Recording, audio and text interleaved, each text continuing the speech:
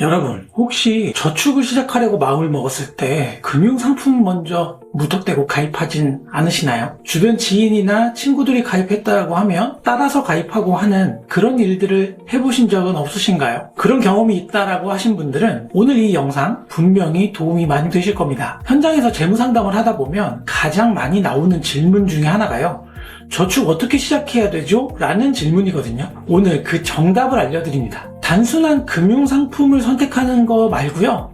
저축의 판을 짜는 방법을 알려드릴게요. 오늘 영상 끝까지 보시면서 효과적인 저축, 나만의 저축을 그려보는 그런 사람이 되셨으면 좋겠습니다. 바로 시작할게요.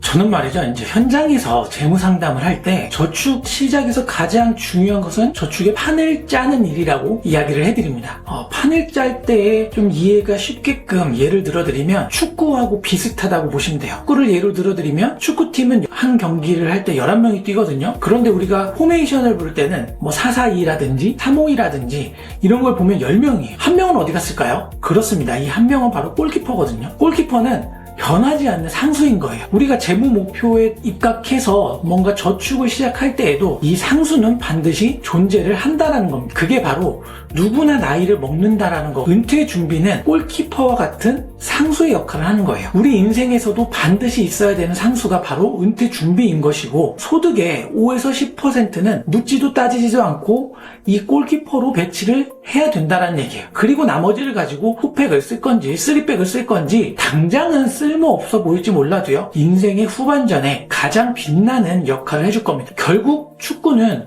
골을 안 먹어야 이길 수 있는 거잖아요. 그만큼 골키퍼의 역할을 중요하게 생각하고 중요하게 받아들일 필요가 있다라는 겁니다. 골키퍼를 세웠다면 이제 공격수와 미드필더, 수비수를 배치해야겠죠? 포메이션 말이에요. 4-4-2, 3-5-2 어떠한 포메이션을 쓸 것인가, 이 전략을 세우는 게 중요합니다. 이 전략을 세우실 때 재무 목표라고 하는 것이 좀 중요하거든요. 소위 얘기하는 이 이벤트에 따라서 어떠한 전략을 쓰는 게 더 나을지 더 효과적일지가 결정이 됩니다. 그런데 여기에서 중요한 거는 이 이벤트의 시점이나 이런 것들은 변한다는 거예요. 그러니까 막 정확하게 디테일하게 요소에 배치시키겠어 라는 그런 개념보다는요, 방향성을 먼저 이해하시면 될 것 같아요. 단기, 중기, 장기 이런 방향성 말이죠. 보통 단기는 1년에서 2년을 의미한다 라고 생각하시면 되고요. 중기는 3년에서 10년 사이에 일어날 일들을 생각해 보시면 돼요. 장기는 10년 이후에 일어날 일들을 생각해 보시면 됩니다. 자, 여기에서 하고 싶은 것도 많을 거고 해야 되는 것들도 많을 수 있어요. 가장 중요한 거는 그 기간 동안에 가장 굵직한 이벤트를 하나 정도 우선순위에 세워보는 게 어떨까라는 생각을 좀 해봅니다.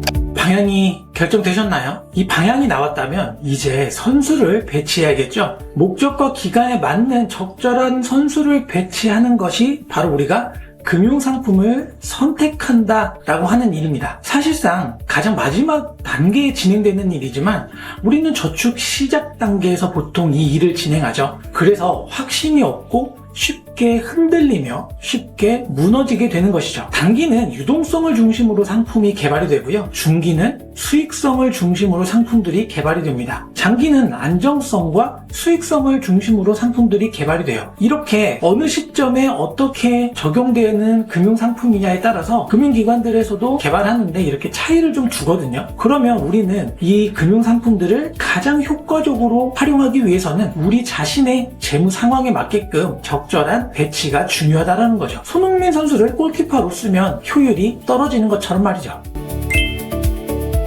나의 재무 상황에 맞게 포메이션이 결정이 되었다면, 자, 이제 선수를 배치해야 된다고 말씀드렸죠. 단기적으로는 어떤 선수들이 유리한가, 예금이나 파킹, 회사채, 여기서 회사채는 AA 등급 이상의 회사채를 이야기합니다. 이런 종류의 상품들이 좀 적정하다라고 말씀드릴 수 있고요. 중기적으로는 투자자산, 주식이라든지 ETF, 공모펀드, 장기 회사채 등이 좀 유리할 수 있습니다. 때로는 중기자금 형성을 목적으로 나오는 보험사의 보험 상품이 더 유리할 수도 있으니까요. 잘 따져봐야 될 것 같아요. 장기적으로는 연금계좌, 비과세 연금, 장기 저축보험, ETF, 주식, 장기 국채 이런 것들을 활용하시면 조금 더 효과적인 포트폴리오를 만들 수 있을 거예요. 물론 내가 받아들일 수 있는 리스크의 수준이 나는 너무 리스크가 싫은데요 라고 했을 경우에는 과거에는 그냥 안정적으로 예적금이나 채권을 운용하세요 라고 말씀드렸지만 지금 이 사회에서는요, 설득을 해서라도 일부는 반드시 투자 자산에 투입을 시킬 필요가 있다라는 점을 꼭 아셨으면 좋겠습니다.